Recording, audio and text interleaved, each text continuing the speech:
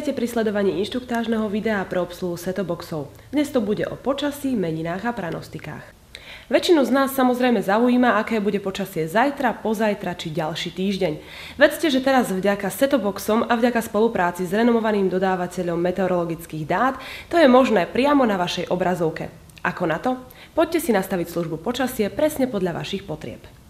Tu si nastavíme prostredníctvom položky nastavenia, ktorú nájdeme v základnom menu setoboxu alebo cez priamu voľbu modrého tlačidla na diaľkovom ovládači. Na ľavej strane ponuky v dolnej časti obrazovky sa nachádza to, čo potrebujeme, teda nastavenie počasia. Nastavujeme v ňom polohu. V nej si samozrejme volíme nám prislúchajúcu lokalitu z ponuky vyše 20 slovenských miest.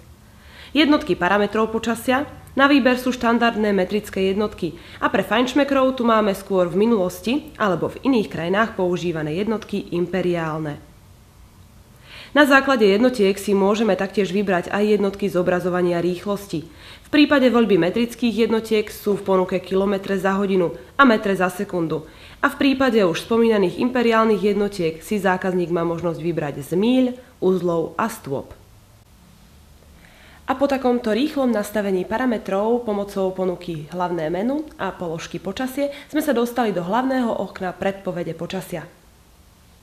Okno je veľmi bohaté na informácie rôzneho typu.